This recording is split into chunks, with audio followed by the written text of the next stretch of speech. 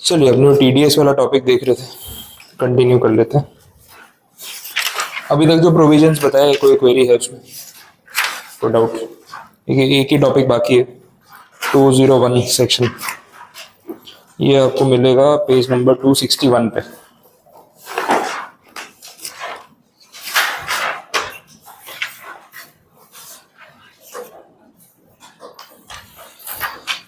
चलिए समझ लेते हैं 201 एग्जैक्टली है क्या। यहाँ पे बात हो रही है consequences in the case of default. अब डिफॉल्ट कब माना जाता है, पहले वो क्लियर होना चाहिए। दो चीजें हैं, टीडीएस वाले प्रोविजंस हैं। मेनली हमने ये देखा कि मैं अगर आपको पेमेंट कर रहा हूँ तो मुझे आपको पेमेंट करते टाइम उस अमाउंट में से टीडीएस डिडक्ट करना है और अगले महीने की 7 तारीख से पहले डिपार्टमेंट को सबमिट करना है। अगर मार्च का अमाउंट है तो मैं अप्रैल में 30th तक करूंगा तो भी चलेगा, टाइम एक्सटेंशन वहां पे रहता है, वो सब हम देख चुके हैं।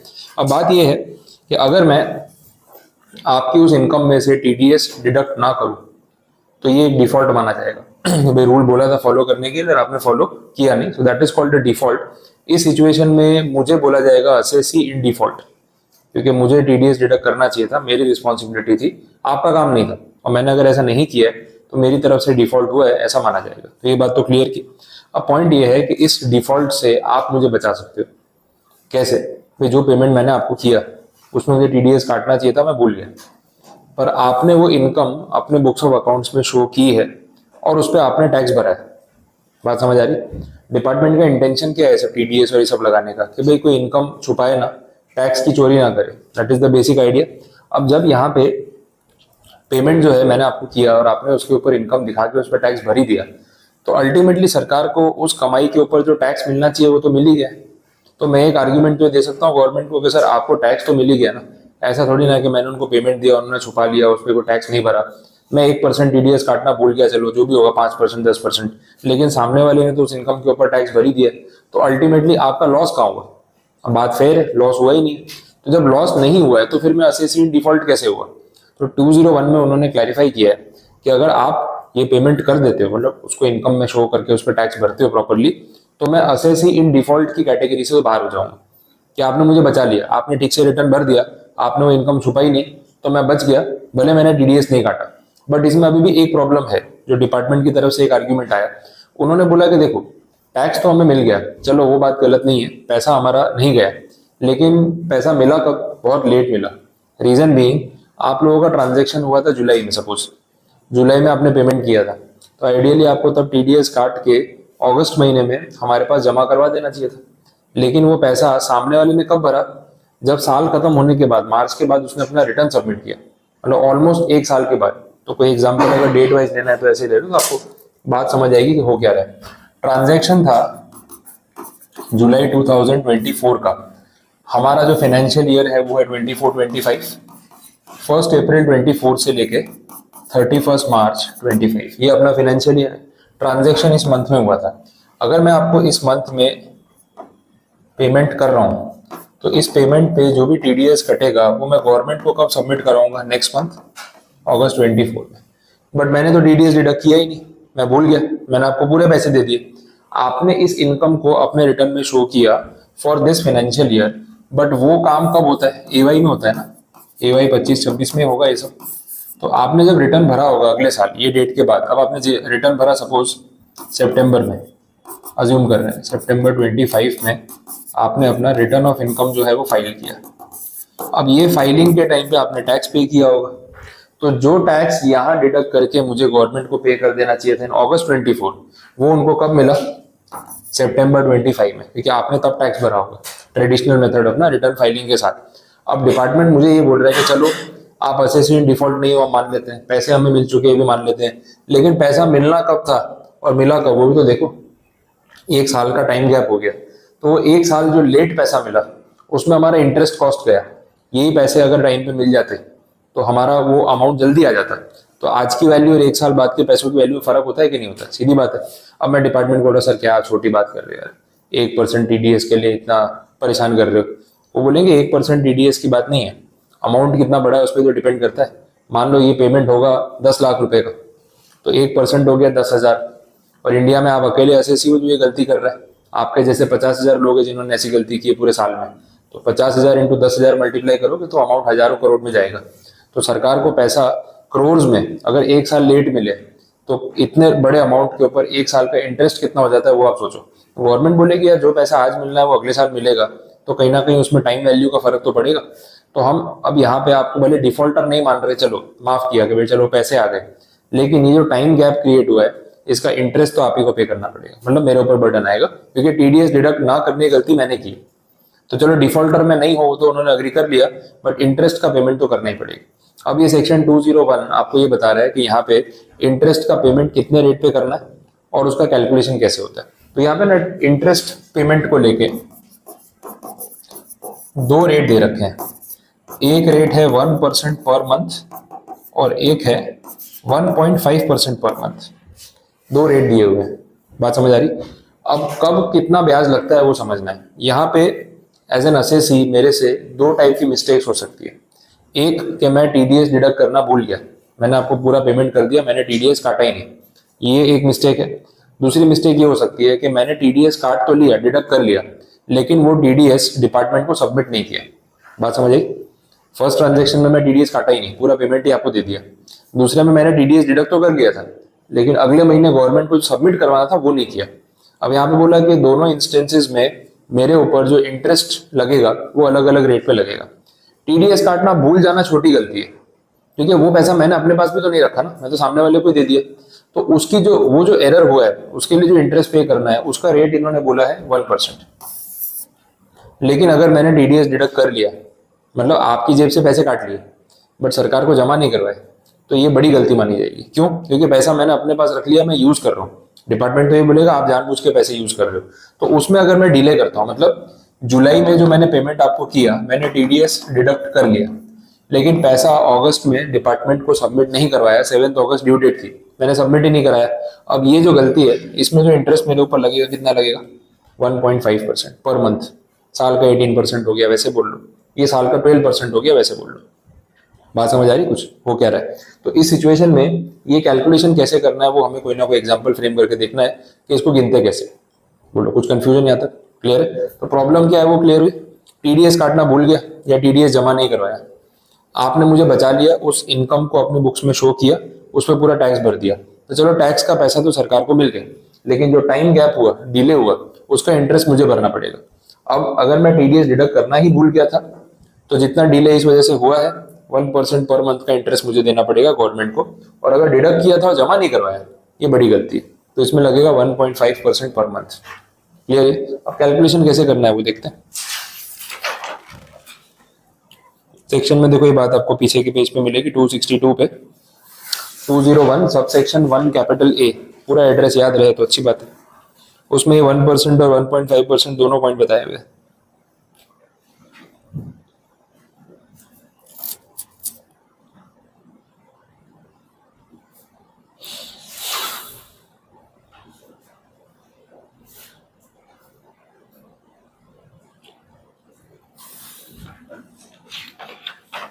अब कैलकुलेशन के लिए चाहिए होगा एग्जांपल,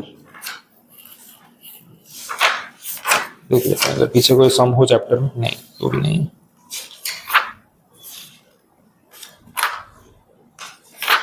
चलिए मैं कुछ क्वेश्चन फ्रेम कर देता हूँ, अपने समझ लेते हैं क्या हो रहा है।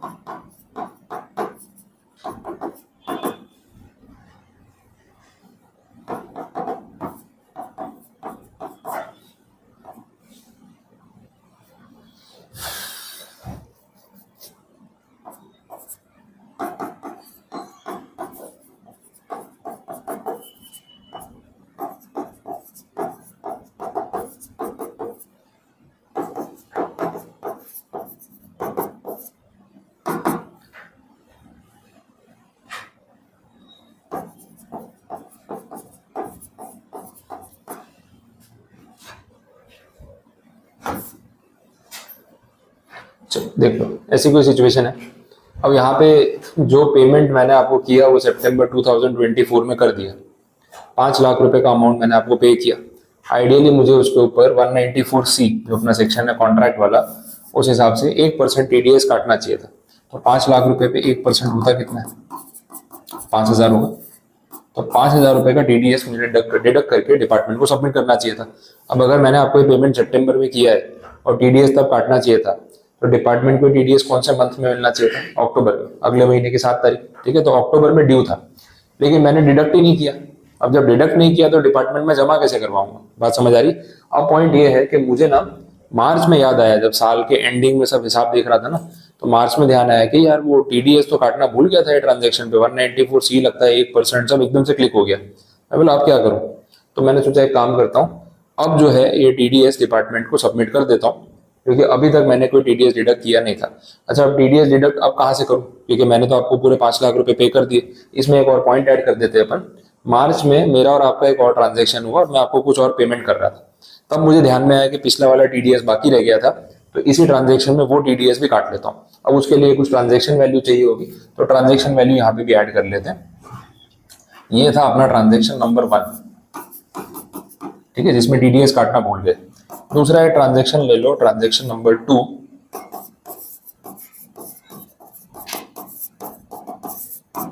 Amount paid ₹4 lakh. अच्छा, इस पे भी TDS एप्लीकेबल है, सेम 1%, सेम सेक्शन 194C। चलो, प्रॉपर स्टोरी बन गई। ठीक है, अब जब मैं मार्च में आपको ये पैसा दे रहा था, दिस इज पेड इन मार्च 2025, तब मुझे याद आया कि यार उस पर भी तो फिर TDS काटना चाहिए था। अभी हम TDS की बात कर रहे थे, तब तो डिडक्ट ही नहीं किया। फिर आपके अकाउंटेंट ने बोला सर उस पर भी TDS तो आता था, आपने भूल गए। कोई बात नहीं, काम करो, अभी ये 4 लाख रुपए जब पे कर रहे हैं ना, तो इस पे ये 1% तो कटेगा ही, ये वाला भी काट लो। बात समझ आ गई? तो पैसों का हिसाब अपना सेटल हो जाएगा। तो यहाँ पे ये जो 4 लाख रुपए है, इस पे 1% करेंगे तो कितना होगा? 4,000 होगा। ठीक है, तो मैंने क्या किया, ये 4 लाख रुपीज के पेमेंट में से 4,000 तो डिडक्ट कर ही लिया, पिछला वाला 5,000 भी डिडक्ट किया, और मैंने आपको इन्फॉर्म कर दिया कि भाई ऐसा ऐसा है, तो मैं इतने पैसे डिडक्ट कर रहा हूँ। उसमें आपका तो कोई लॉस है नहीं, TDS तो वैसे भी कटना ही चाहिए था, साल एंड अभी हुआ नहीं है। अब मैंने पूरे 9,000 रुपए इसी में से डिडक्ट कर लिए। ऐसा कर सकते हैं, कोई प्रॉब्लम वाली बात नहीं है, सेम ही पार्टी है, पैसे काटने ही थे, चलेगा। अब प्रॉब्लम ये है कि ये जो 4,000 है, ये तो आपने टाइम पे ही डिडक्ट किया, मार्च का ही पेमेंट था और मार्च में डिडक्ट कर लिए, इसमें कोई डिले नहीं हुआ है। लेकिन ये 5,000 जो है, ये तो लेट डिडक्शन हुआ। तो जो इंटरेस्ट आपको पे करना पड़ेगा, या मुझे जो इंटरेस्ट पे करना पड़ेगा, वो कितने पे लगेगा? 4,000 पे, 5,000 पे, या पूरे 9,000 पे? सिर्फ 5,000 पे, जहाँ पे डिले हुआ है। अब वो इंटरेस्ट कैसे कैलकुलेट होगा, वो अपना क्वेश्चन है यहाँ पे। अब देखो, ये मार्च में मैंने डिडक्शन कर दिया, और डिपार्टमेंट को ये अमाउंट जो मैं सबमिट करूंगा, कौन से मंथ में सबमिट करूंगा? अप्रैल में। ठीक है, तो TDS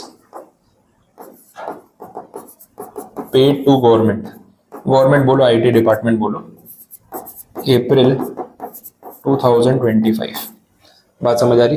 अब मुझे पता है कि TDS का जो अमाउंट है वो है 9,000 रुपए, 4,000 ये वाला, 5,000 पुराना वाला, लेकिन इसमें गवर्नमेंट इंटरेस्ट मांगेगी। इंटरेस्ट का जो अमाउंट कैलकुलेट होगा, इंटरेस्ट अंडर सेक्शन 2011A, ये जो कैलकुलेट होगा वो लगेगा 5,000 रुपए पे, जिसमें आपने डिले किया है।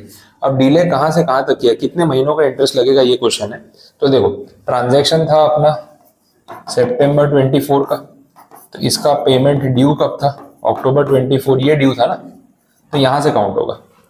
अक्टूबर में आपने पैसे जमा करवाए नहीं, अक्टूबर का इंटरेस्ट लगेगा। नवंबर, दिसंबर, जैन, फेब, मार्च, मार्च में भी तो आपने पैसे जमा थोड़ी करवाए, डिडक्ट किए थे ना। सबमिट कब किए? अप्रैल में, तो अप्रैल तक का भी इंटरेस्ट लगेगा, बिकॉज एक भी दिन अगर उस मंथ का काउंट हुआ तो पूरे मंथ का इंटरेस्ट आपको देना है। 31 मार्च तक अगर आप जमा करा देते तो फिर आपका मार्च तक का इंटरेस्ट लगता, लेकिन 1 अप्रैल हो गई ना, अप्रैल का भी इंटरेस्ट लगेगा। अब कितने महीने हो गए? अक्टूबर, नवंबर, दिसंबर, जैन, फेब, मार्च और अप्रैल, 7 महीने हो गए। तो ये 5,000 रुपए पे 1% पर मंथ के हिसाब से 7 मंथ्स का इंटरेस्ट जो है वो आपको ऐड करके देना है, फ्रॉम अक्टूबर 24 टू अप्रैल 25। समझ आ रही? अब ये कितना हो गया वो गिन लो, 7%, मतलब 350 रुपीज होगा। तो ये है आपका इंटरेस्ट का अमाउंट पेएबल। 350 रुपये मुझे डिपार्टमेंट को एक्स्ट्रा पे करने पड़ेंगे, बिकॉज ये 5000 जो है मैंने लेट डिडक्ट किया। बात समझ आई? डिडक्ट करते ही अगले महीने पे कर दिया, इसलिए कोई प्रॉब्लम नहीं है। अच्छा, ये 5000 रुपये जो मैंने डिडक्ट किए मार्च में, वो अप्रैल में पे हो जाने चाहिए थे फिर, लेकिन मैं उसको पे किया जून में। हो सकता है ऐसा? पॉसिबल है। तो यही सिचुएशन, यहाँ तक तो सम सही है, लेकिन इसमें मैं थोड़ा सा क्वेश्चन चेंज कर दूं या कंडीशन चेंज कर दूं कि जो 4000 रुपये डिडक्ट किए मार्च में, 5000 रुपये भी डिडक्ट किए मार्च में, ये तो अपने को पता है।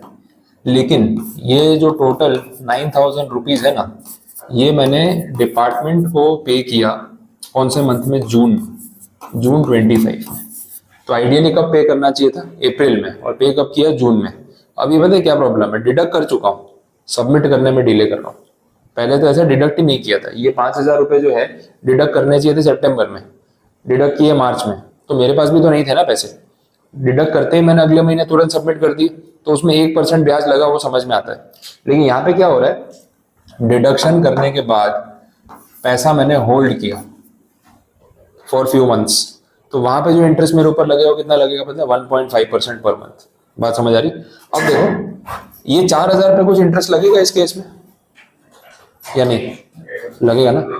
मार्च में पैसे काटे हैं, टाइम पे डिडक्शन किया है, जमा कब कराने थे? अप्रैल में, लेकिन जमा कब करवाए? जून में। तो लेट हो गया ना। अप्रैल में 30 तारीख तक जमा करवा देता, कोई प्रॉब्लम नहीं था, मार्च का ट्रांजेक्शन है। बट मई और जून एक्स्ट्रा नहीं हो गया? वो 2 महीने का जो इंटरेस्ट लगेगा कौन से रेट पे लगेगा? 1% पे, 1.5% पे? 1.5, क्योंकि आपने पैसे काट लिए थे, जमा कराने में डिले कर दिया। तो इसमें जो इंटरेस्ट कैलकुलेट होगा ना, वो कैसे कैलकुलेट होगा वो समझो। ये 4000 रुपये पे 1.5% फॉर 2 मंथ्स, कौन से? मई और जून। तो 3% हो गया ये। 4000 पे 3% मतलब कितना हो गया? 120। अच्छा, ये 5000 पे भी तो सेम ही कैलकुलेशन होगा ना, 1.5% फॉर 2 मंथ्स। समझ आ रहा है? अब ये 5000 पे ना 2 महीने का ही गिनना है, इसको आप वो अक्टूबर से मत गिनना। रीजन बीइंग, अक्टूबर से ऑलरेडी आपने कैलकुलेट कर लिया पीछे, 350 रुपये गिना ना। समझ आ रहा है? ये 5000 पे ऑलरेडी आपने पीछे इंटरेस्ट गिना है एट 1% फॉर 7 मंथ्स, वो तो कैलकुलेट कर ही चुके हो। तो उसी ड्यूरेशन पे वापस थोड़ी 1.5% लगेगा, उसके बाद की ड्यूरेशन पे लगेगा। अप्रैल आपने यहाँ काउंट कर लिया था ना, इसने यहाँ पे कौन सा काउंट किया? मई और जून। ओवरलैपिंग थोड़ी होगा, एक ही महीने पे 2 रेट तो लगेंगे नहीं, या तो 1 लगेगा 1.5। अप्रैल तो हमने यहाँ गिना ही था, ठीक है। अब यहाँ पे मई और जून वाला पार्ट आ गया, तो टोटल कितना हो जाएगा? 620, ठीक है। तो ये है आपका इंटरेस्ट कॉस्ट, पता चला? ऐसे गिनेंगे। तो सिंपल कंसेप्ट, टीडीएस जिस महीने में डिडक्ट करके सबमिट कर देना चाहिए था, आपने डिडक्शन में ही डिले कर दिया, तो जहां पे आपने डिडक्शन किया वहां तक का 1% इंटरेस्ट लगेगा। और उसके बाद जो होगा, अगर आपने डिडक्ट करने के बाद सबमिट करने में डिले किया, तो इंटरेस्ट का रेट बढ़ जाएगा, 1.5% हो जाएगा। ये सेम चीज अपन ने यहाँ पे की। आई बात समझ में? क्लियर हो? तो ये आपका इंटरेस्ट का टोटल कॉस्ट। क्वेश्चन बनेगा तो इसी टाइप की कोई सिचुएशन देंगे वो लोग, कोई ना कोई ट्रांजेक्शन दिया होगा और बताया होगा कि इसमें क्या क्या हो रहा है, और आपको इंटरेस्ट उस तरीके से कैलकुलेट करना है। तो आपको ट्रांजेक्शन में ये समझना होगा कि टीडीएस डिडक्टेबल कब था और डिडक्ट हुआ कब, डिडक्ट होने के बाद पेएबल कब था और पे हुआ कब। तो उस हिसाब से जितना डिले हुआ होगा उतना आपको इंटरेस्ट कैलकुलेट करना होगा। समझ आए? ये जो 5000 है उसमें तो टीडीएस डिडक्ट करने में भी डिले हुआ और टीडीएस जमा करवाने में भी डिले हुआ। डिडक्शन में 7 महीने, ठीक है, डिडक्शन में 7 महीने और पेमेंट में 2 महीने, तो 7 महीने पे 1% और पेमेंट वाले में 1.5% पर मंथ, वो कैलकुलेशन किया। और ये जो 4000 है इसमें सिर्फ ये गलती हुई है, डिडक्शन जो टाइम पे कर लिया था, जमा करवाने में डिले कर दिया। 30 अप्रैल लास्ट थी, जून में सबमिट किया, तो मई और जून का इंटरेस्ट लग गया 1.5%। तो 3 जगह इंटरेस्ट लगा ना। ये 5000 वाले पे दोनों इंटरेस्ट लगे, नेक्स्ट में देखा अपन, 5000 वाले पे दोनों इंटरेस्ट लगे, डिडक्शन में डिले, पेमेंट में डिले, और 4000 वाले पे एक ही लगा, पेमेंट में डिले। आया समझ में? क्लियर हो? ठीक है, चलो। तो ये कंडीशन कंप्लीट। तो इसके साथ अपना ये टीडीएस का जो कैलकुलेशन था इंटरेस्ट वाला, वो पूरा हमने देख लिया। 201 सबसेक्शन 1A। बोलो, कुछ कंफ्यूजन है तो बताओ। क्लियर?